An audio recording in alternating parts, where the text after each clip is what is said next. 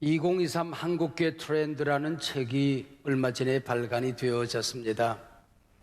제가 후원 이사장으로 섬기는 목회 데이터 연구소가 1년 동안 여론조사를 하고 또 10명이 넘는 대학자들이 공동 연구를 했습니다. 막대한 돈이 들길래 기아 대책이 그 경비를 부담해서 이 결실을 보게 되었지요. 세상에는 언제나 연말이 되면 다음 해에 트렌드를 발간합니다. 그러나 한국 교회가 목회 트렌드, 한국 교회의 미래를 예언하고 예견하는 트렌드를 발견하기는 우리 교회 역사상 처음 있는 일이었습니다. 우리 교육자들과 장로님들이 하루 종일 이 책을 붙들고 씨름했습니다. 2023년도에 우리 목회 정책을 어느 방향으로 이끌어 가야 될 것인지, 우리가 시대를 어떻게 이해하고 어떤 목회 방향을 설정해야 될 것인지를 논의하는 시간이었습니다. 언제나 그렇습니다. 위기 시대, 고난의 시대는 심판의 시대입니다. 쭉정이와 알곡이 갈라지는 때입니다. 지난 3년 코로나19 팬데믹을 거치면서 알곡 신자와 쭉정이 신자가 갈라졌다는 겁니다.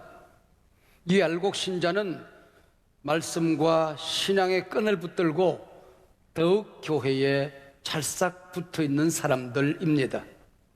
이 위기 시대를 지나면서 믿음의 끈을 잃어버린 사람들, 교회에서 붕 떠 있어서 뿌리를 잃어버린 사람들입니다.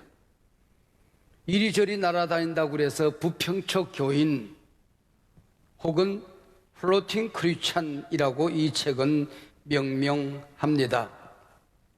교회 안에 있으면서도 마음을 다잡지 못하고 교회 생활에 붕 떠 있는 사람이 있습니다.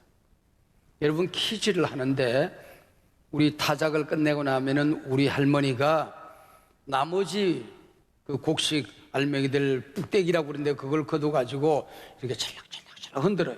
공중으로 휙 던져요. 그리고는 키를 탁 치면 또 이제 알곡들은 주인의 가슴으로 계속 파고 들어옵니다. 근데 이상하게 이 껍데기들은 공중에 처음에 붕 떠 있어요. 바로 공중에 붕 떠 있는 상태, 이게 플로팅입니다. 키 안에 있는 것 같지만은 한 번, 두 번 흔들어서 채서 날리는 사이에 쭉정이들이 다 날아가게끔 되는 것입니다. 붕 떠 있는 교인, 플로팅 교인입니다. 교회론이 갈라지고 있습니다. 내가 섬기는 교회에 대한 애정을 가지고 또 큰 자긍심을 가지고 교회를 섬기는 사람들이 있습니다. 교회에 뿌리가 내려져 있지 않으니까 교회에서 오는 자양분을 흡수할 수가 없습니다. 그래서 뿌리 없는 부평초처럼 이리저리 날아다니는 사람입니다. 온라인으로 예배를 드리고 온라인으로 신앙생활 하시는 분들은 더 예배를 진실하게 드려야 됩니다. 더 기도를 많이 해야 됩니다. 그러지 않으면 자칫 플로팅 크리스찬, 부평초 교인이 될 수가 있습니다. 뭐 출장을 갔다든지 또 병중에 있다든지 또 사람들 모이는 자리에 올 수 없는 자기 자신의 연약한 몸을 가지고 있으면 어쩔 수 없이 우리 신앙생활을 그렇게 하는 것 누가 나무랄 일도 아닙니다. 근데 어떤 분들은 맛있는 집은 다 찾아다녀요. 그러면서도 교회는 안 나온단 말이죠. 이런 사람들이 부평초 교인입니다. 지금 우리가 살고 있는 이 시대에 신앙에 방황을 하고 있는 사람들이 있어요. 교회는 안 나가요. 나는 예수는 믿어요 하는 사람들입니다. 오늘 이 시대에 많은 사람들이 SBNR 교인 혹은 이 사람들이 또 가난 교인이 되기도 합니다. 결국은 교회를 떠난 사람으로 남게 된다, 그런 얘기죠. 코로나19를 거치면서 성도들의 교제 방식이 많이 달라졌습니다. 성도들이 이 모임 저 모임 많은 사람들과 교제하기를 꺼려 합니다. 야외에 나가서는 마스크를 벗어도 된다 그러는데 좀처럼 마스크를 벗지 않습니다. 오히려 마스크 쓰고 사는 게 심리적인 안정이 더 있다고 그래요. 그리고 검증된 소수의 사람들과만 교제를 합니다. 그들과 친밀한 관계를 더하게 되는 것이죠. 이런 사람들을 몰라큘 라이프, 분자화된 삶을 산다 그런 얘기죠. 개인화되어져서 혼자 살기를 원합니다. 근데 고독하고 외로워서 혼자 사는 것은 싫어요. 그래서 몇몇 사람들, 소수의 사람들과 친밀한 관계를 누리면서 거기서 안정감을 찾더라 그런 얘기죠. 그래서 우리 교회가 오랫동안 두 날개로 비상하는 교회를 표방해 왔습니다. 어떤 위기가 있어도, 어떤 어려움이 있어도 예배에 생명을 건다. 나는 예배자의 실패자가 되지 않는다. 그리고 우리 3명, 5명, 7명, 10명, 12명까지 모이는 서그럼 목장은 이거는 선택이 아니다. 교회 생활을 하면은 반드시 이 서그럼 목장 생활, 가정교회 생활을 해야 된다고 강조해 왔습니다. 바로 이 목장 교회, 이게 몰라큘 라이프입니다. 이런 때에 예배가 살아있는 교회, 목장이 살아있는 교회와 예배가 죽어가는 교회, 불이 꺼진 교회, 성령의 임재가 없는 예배, 소그룹의 생명력을 잃어버린 교회, 그래서 이 교회들이 갈라지는 거예요. 큰 교회와 작은 교회, 큰 기업과 작은 기업, 선진국과 후진국, 신앙이 있는 교인과 신앙이 없는 교인이 갈라지는 격차 시대를 만들었다 그렇게 말합니다. 요즘 우리가 살고 있는 이 시대는 격차 시대입니다. 여러분, 이 위기가 크면 클수록 하나님 앞에 붙들리고 쓰임받아서 더 큰 승리, 더 큰 길이 우리 가운데 만들어지기를 축복합니다. 여러분, 이 세상에 화두가 있어요. 기업도 ESG 기업입니다. 교회도 ESG 교회입니다. Environment, 기후 위기에 깊은 관심을 가져야 된다는 겁니다. 나무는, 자연은 사람이 없어도 잘 살아요. 그리고 사람은 나무 없이, 자연 없이는 살 수가 없는 거예요. 우리 교회도 마찬가지입니다. 세상 사람이 없다면은, 이 사회에 세상이 없다고 한다면 교회는 이 땅에 존재할 수가 없는 거지요. 그래서 이 지구를, 자연을 소중히 여기는 교회, 이 사회의 영적인 분위기를 이끌어가는 리더십을 발휘하는 교회, 우리 사회의 사회적인 약자들을 보동 감고 살아가는 교회, ESG 교회가 오늘 우리 시대의 정답이다. 그렇게 이 책은 말하고 있습니다. 여러분, 우리가 지금 신앙생활하는 이 시점에서 교회 구성 멤버들이 많이 변하고 있습니다. 다음 세대 어린이들이 급감합니다.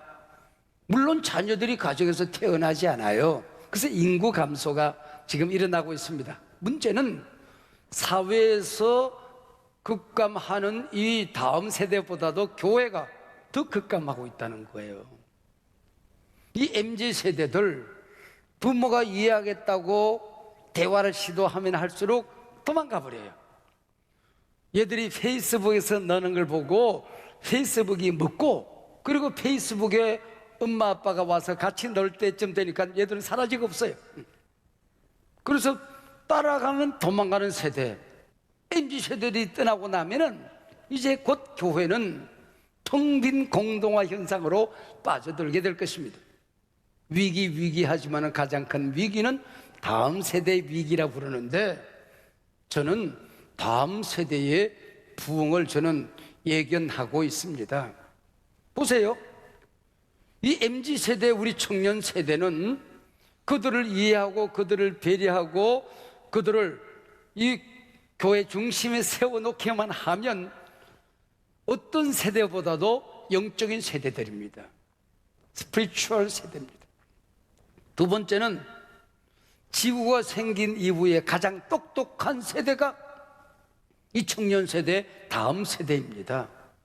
세상을 섬기고 세상을 바꿀 수 있는 우리가 전혀 갖지 못한 많은 도구들을, 과학적인 도구들을 가지고 있는 세대가 바로 이 세대들입니다. 이들은 혼자서 놀아요.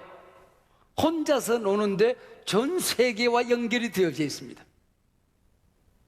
그래서 복음이 전해지려고 했을 때 도로가 건설되어져서 그 도로를 타고 복음을 전하지 않았습니까? 종교개혁은 인쇄술의 발달과 함께 성경을 인쇄하여 전 세계의 모든 사람들이 이 성경을 읽을 수 있게 된 것입니다. 이 종교개혁이 가능했던 것이지요.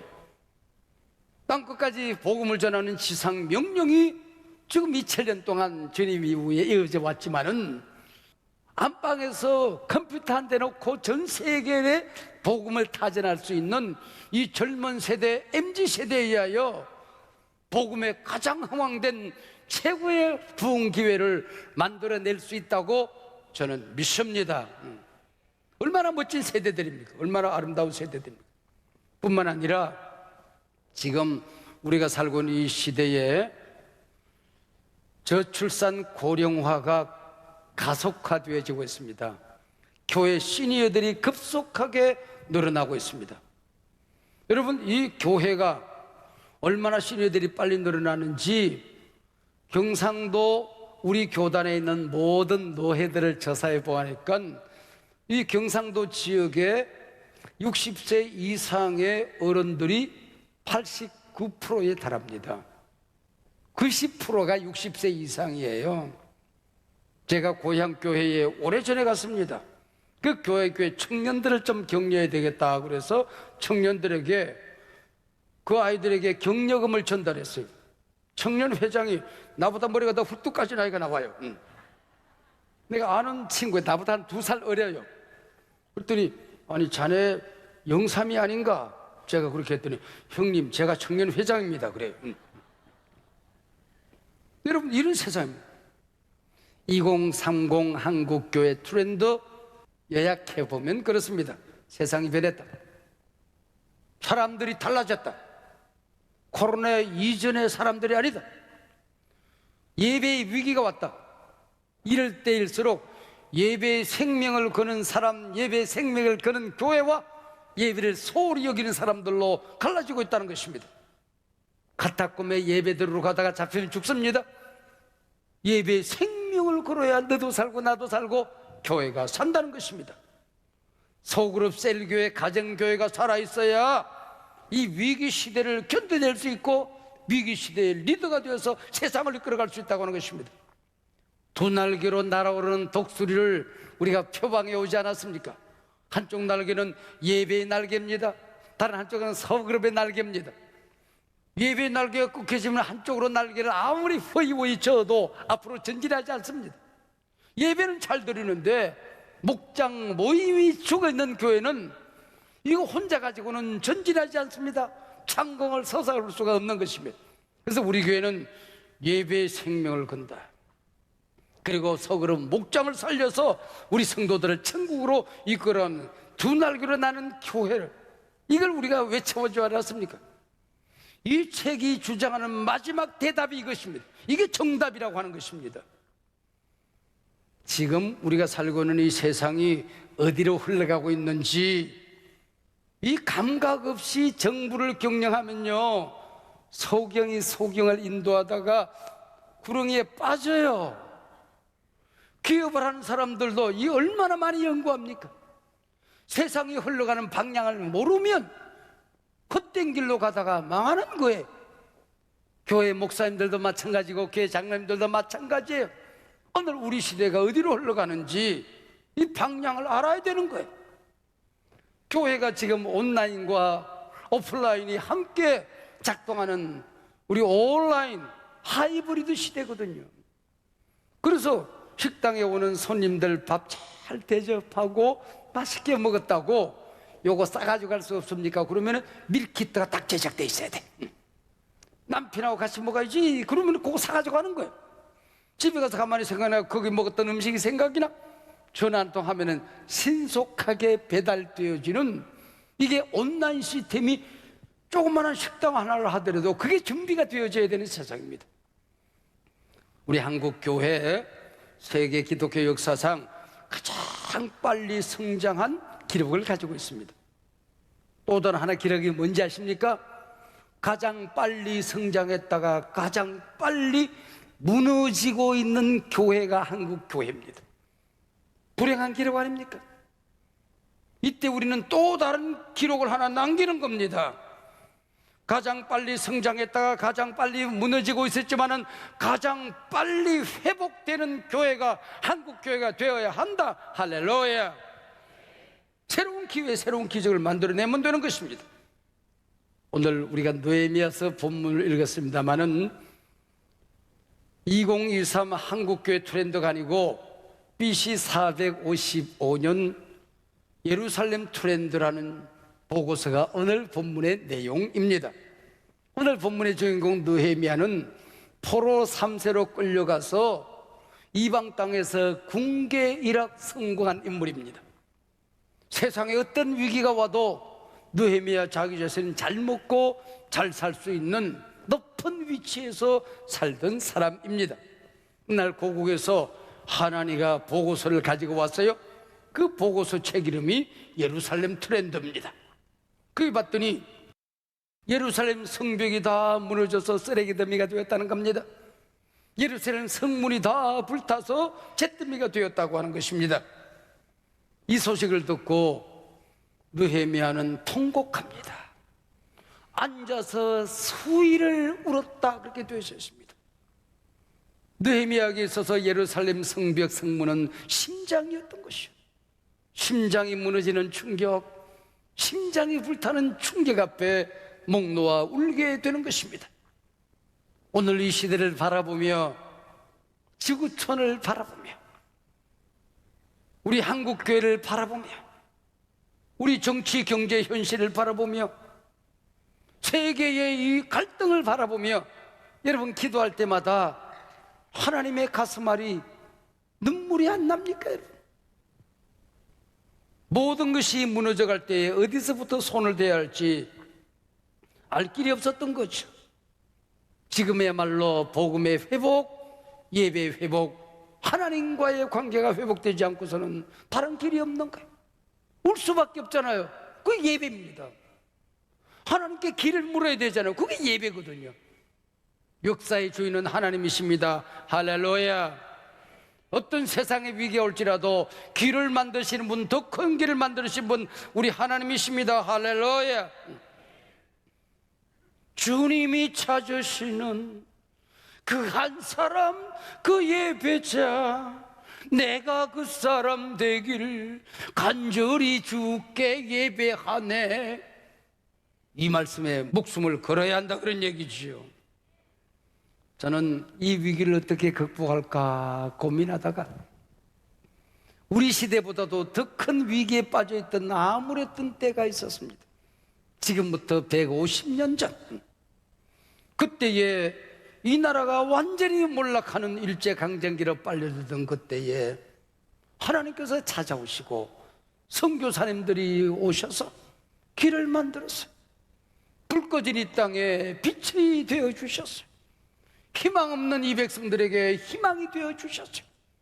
독립의 꿈이 없는 백성들을 위하여 그들이 우리보다도 더 크게 이 나라를 사랑하셔서 독립의 길을 만들고 임시정부를 만들고 대한민국 정부를 건설해 주셨어요. 그렇다면 본질로 돌아가자. 처심으로 돌아가자.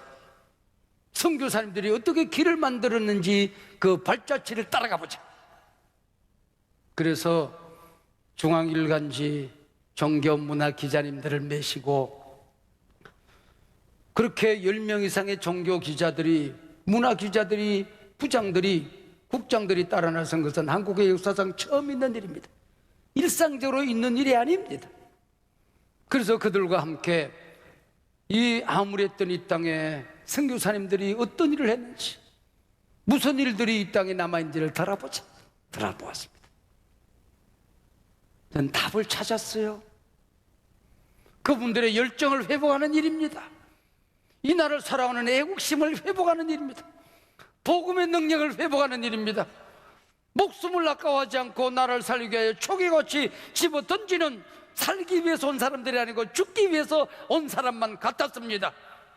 그분들의 뒤를 우리가 따라가면 한국교회에 희망이 있습니다. 할렐루야. 여러분, 말씀이 길입니다. 우리 주님이 길이고 내가 곧 길이다 그러잖아요. 그 길 외에 없는 거예요.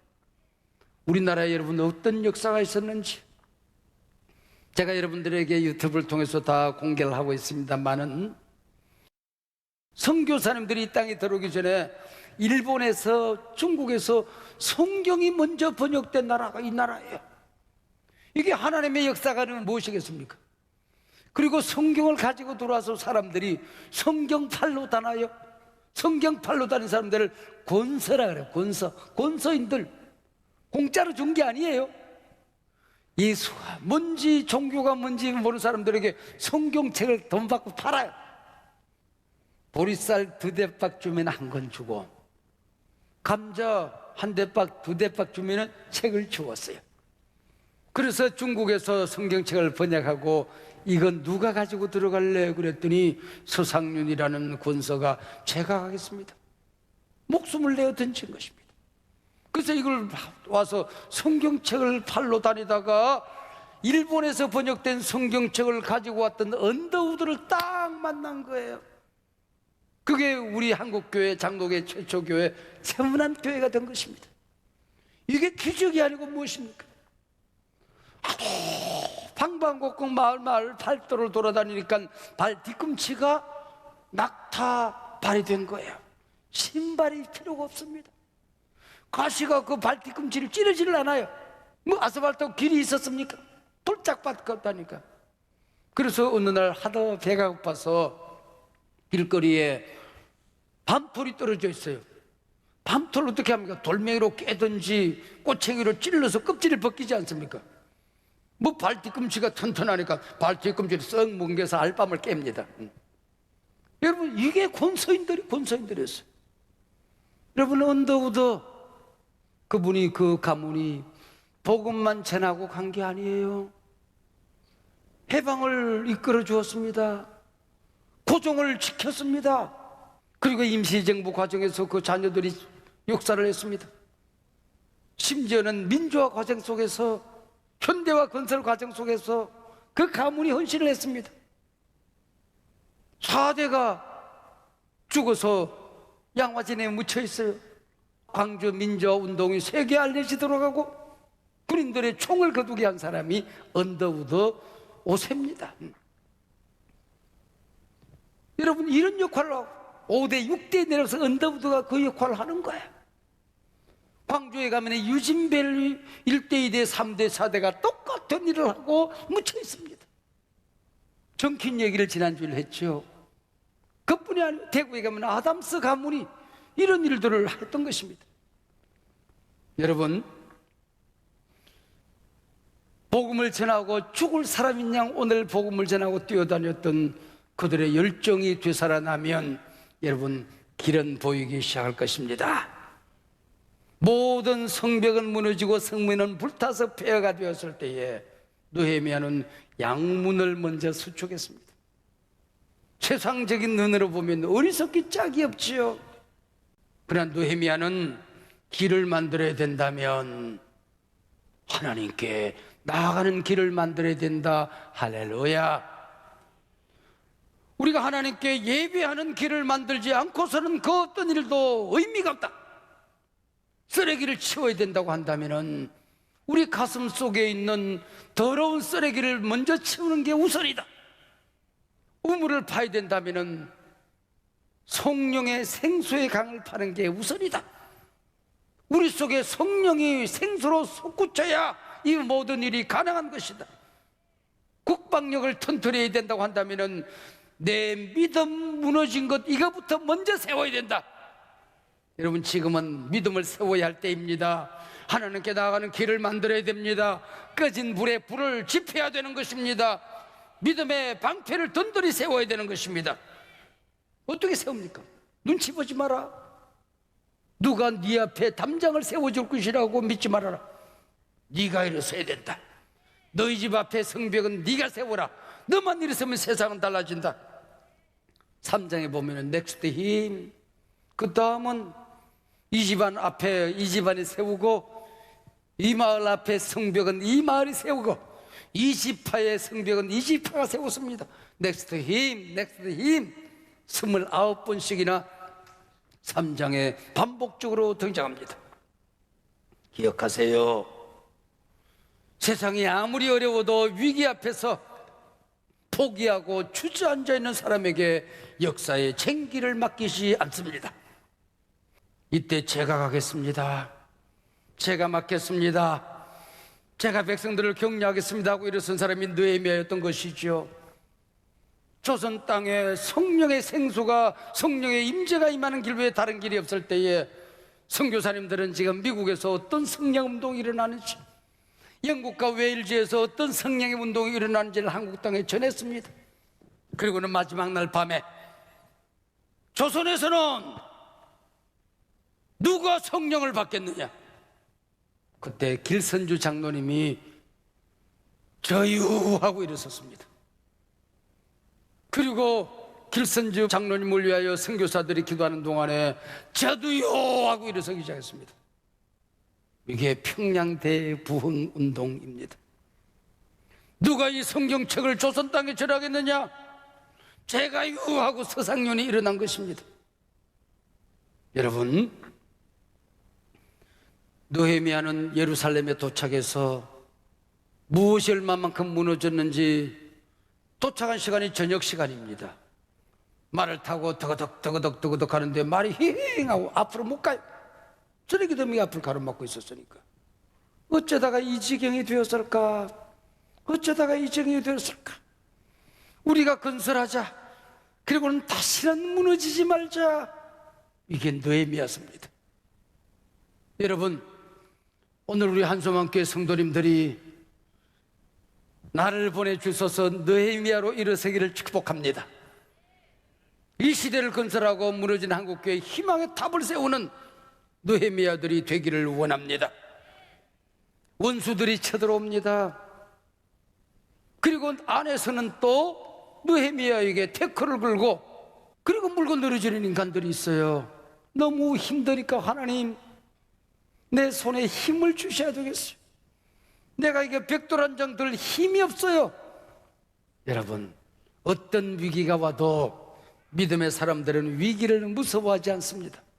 이 일을 헤쳐나가게 되는 것입니다. 여러분, 의를 행하다가 힘이 빠지면 하나님께 기도하세요. 하나님, 이 손에 힘을 주시옵소서. 아무리 어려운 일이 있어도, 아무리 힘든 일이 태산처럼 쌓여져 있어도, 우리 한소망교회 성도님들이 믿음 하나가 되면, 비전이 모아지면, 복음이 회복되어지면, 한 신앙으로 뭉쳐지면, 느헤미야는 이 성벽을 건축하는데 2년이 걸릴는지 3년이 걸릴는지 알 길이 없었지만은 일제히 함께 힘을 얻었을 때에 52일 만에 성벽이 수축되어지는 기적을 낳게 되는 것입니다. 여러분, 우리가 믿음이 회복되고 성령의 불이 우리 가운데 떨어지면 50일 만에 여러분의 가문이 일어서고, 우리 교회가 다시 일어서고, 한국 교회가 일어서는 기적이 일어나게 될 줄로 믿습니다. 그리고 성벽을 재건하고 성문을 세우는 게 목표가 아니에요. 말씀 위에 굳건히 서야 되니까. 광장에 사람들을 모아놓고 부흥 강사 에스라를 모시고 옵니다. 그리고 이 말씀을 읽기만 하더라도 이런 말씀이 있었단 말이냐, 나를 이렇게 세우는 말씀이구나, 이게 하나님의 말씀이구나, 나는 왜 이 말씀을 몰랐던 거, 통곡하고 울고 하루 종일 말씀 듣고 울다가 그 다음날 또 말씀 듣고 울기 시작하는 것입니다. 앵콜을 계속해서 해서 말씀 듣고 또 말씀 듣는 겁니다. 여러분, 우리 한국교회가 초대교회 열정으로 돌아가야 됩니다. 말씀 듣고 울어야 됩니다. 성령의 강이 흘러 넘쳐야 되는 것입니다. 말씀 부흥, 복음 부흥, 예배 회복. 우리 교단이 부족한 종이 총회장으로 있을 때는 복음으로 교회를 새롭게 세상을 이롭게 했습니다. 그리고 내년도 우리 교단의 방향은 복음의 사람, 예배자로 살게 하소서입니다. 여러분, 우리 복음 회복, 그리고 예배 회복, 다시 코로나 팬데믹 이후의 엔데믹, 더 큰 길을 만들고 가장 빨리 몰락하는 교회가 아니라 가장 빨리 회복하는 교회로 벌떡 일어서는 역사가 있게 될 줄로 믿습니다. 우리 한 사람 한 사람이 이 시대의 느헤미야로 부름받는 귀한 교회가 되기를 주의 이름으로 축복합니다.